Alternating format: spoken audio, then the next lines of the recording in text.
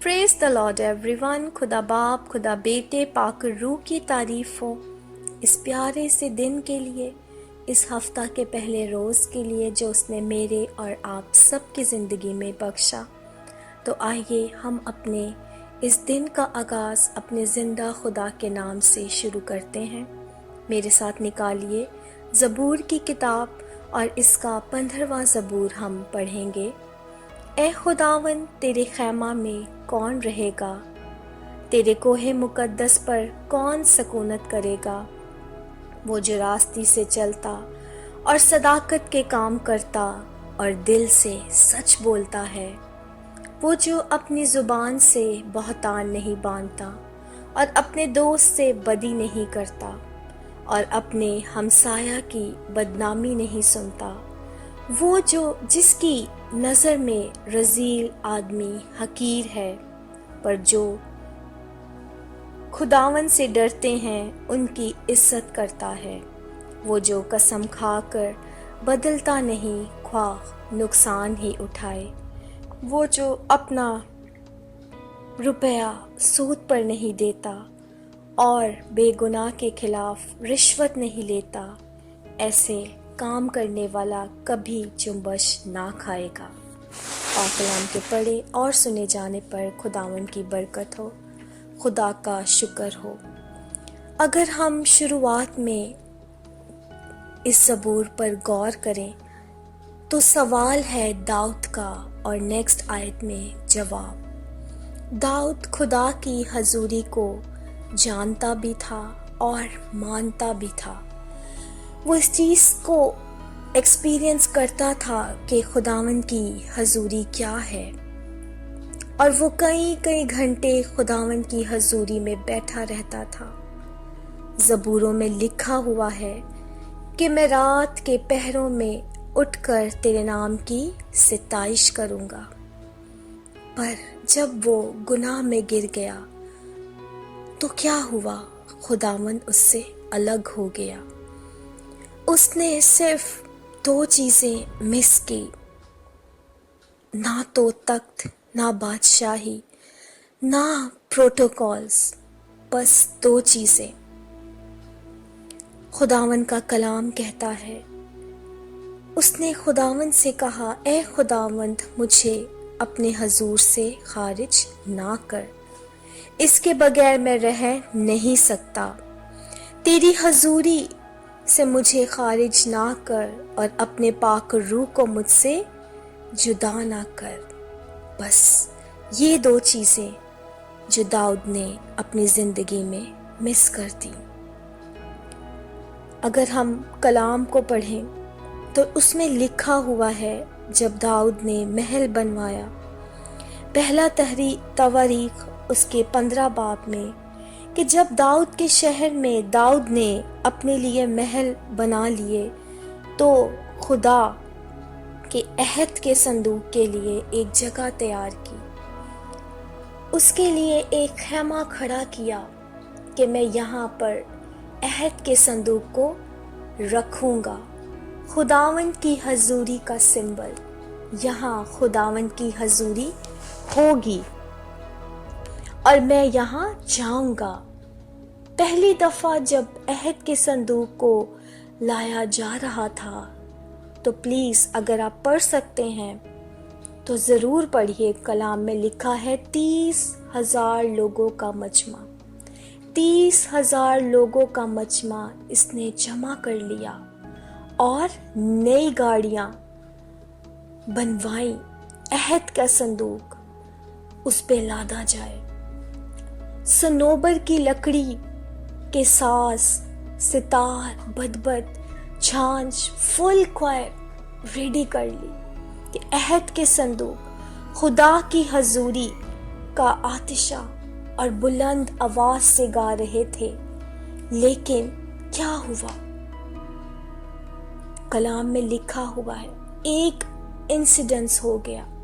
जब ये अहद के संदूक को ला रहे थे तो रास्ते में बैलों ने ठोकर खाई।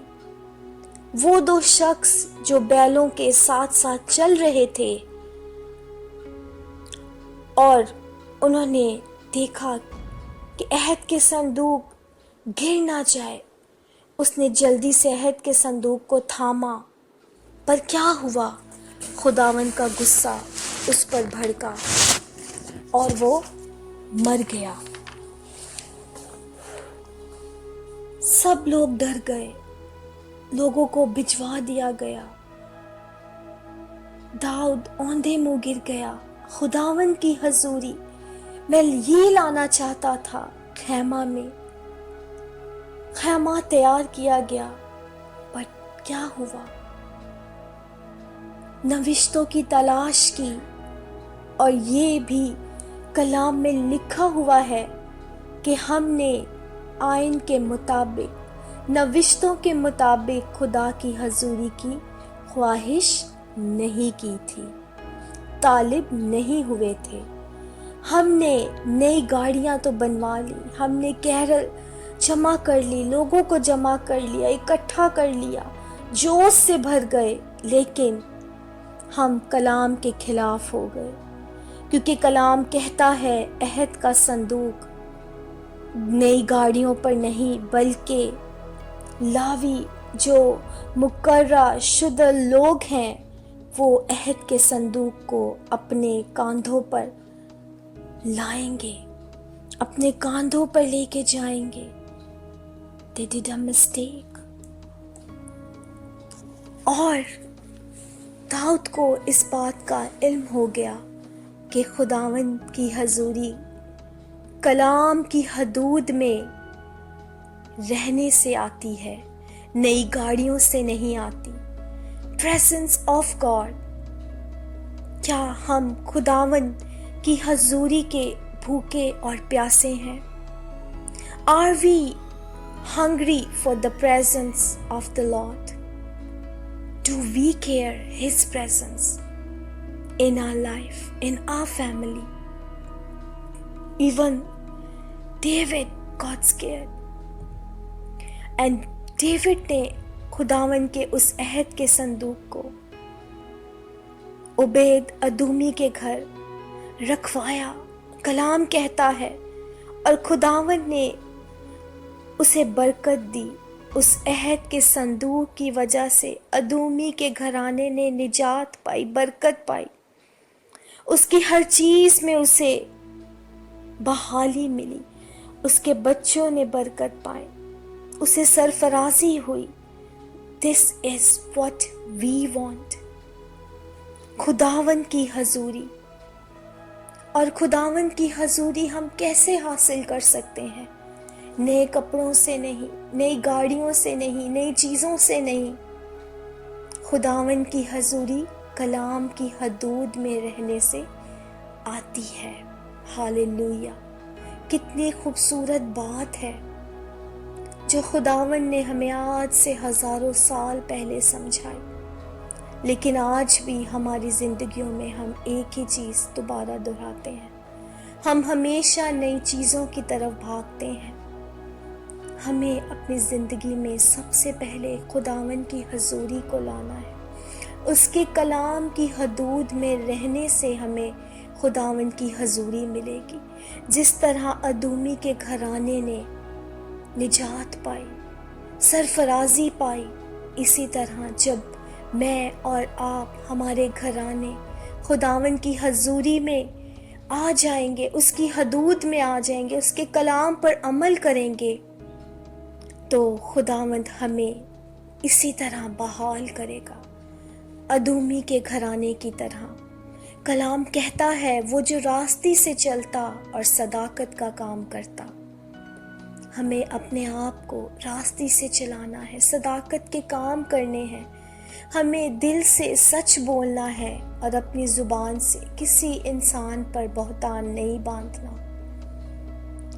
اور اپنے دوست سے بدی نہیں کرنی، اپنے میل رکھنے والوں سے محبت کریں، جو آپ سے نفرت کرتے ہیں آپ ان سے محبت کریں۔ ہمیں دکھاوے کی محبت نہیں کرنی، کیونکہ ہمارا خداوند جس نے ہمیں بنایا ہے وہ ہمارے دلوں کو جانتا ہے۔ ہم دنیا کو تو یہ بناوٹی محبت دکھا سکتے ہیں، لیکن اپنے آسمانی باپ سے جھوٹ نہیں بول سکتے، کیونکہ وہ ہمارے دل اور گردوں کو جانچنے والا ہے، بنانے والا ہے، وہ ہر چیز کو جانتا ہے۔